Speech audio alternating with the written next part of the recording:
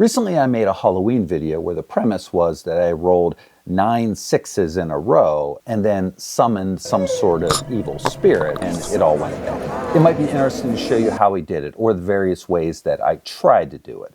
My first thought was that I could just roll the dice and keep filming until I got a 6 and then use the software to edit out the other dice, and then I would leave the 6 there and roll the other ones. And that just didn't work.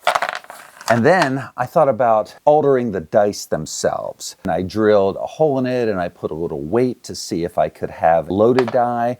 And it didn't really work the way that I wanted it to. So then I tried, what if I just made a die that had more 6s than a normal die? If I could just roll that and maybe you couldn't tell on camera that I had multiple 6s, but it just didn't work. And then I went all in and I made a set of loaded dice. I started this project at 4 o'clock on Halloween, right before the trick-or-treaters showed up. So I was alternating between handing out candy at the door and running back to my shop.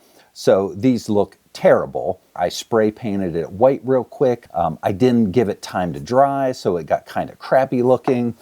And then I realized that in my rush to put the pips on there, that I did it backwards. I put the 6 on the weighted side and the 1 on the non-weighted side. So even if the dice worked the way they were supposed to, I'd get mostly 1s. That wasn't going to work. And what I finally ended up doing is going back to video editing. What I figured out is if I rolled the dice one at a time, I could get them into different zones. So if I rolled it here, I could have a hard edit here, and then I do this, and then I could have an edit. So that allowed me to make multiple rolls and make it look like I rolled all 6s. One of the more amusing parts in my mind was that I needed to keep my hands out of frame so that didn't screw up the editing.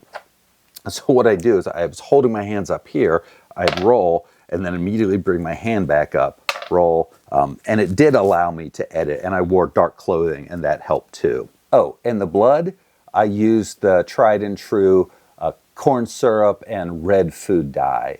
When I first mixed it up, it was too pink, and then I squirted in a whole bunch of chocolate syrup and mixed the whole thing up. And that gave me a decent looking blood. How'd it taste?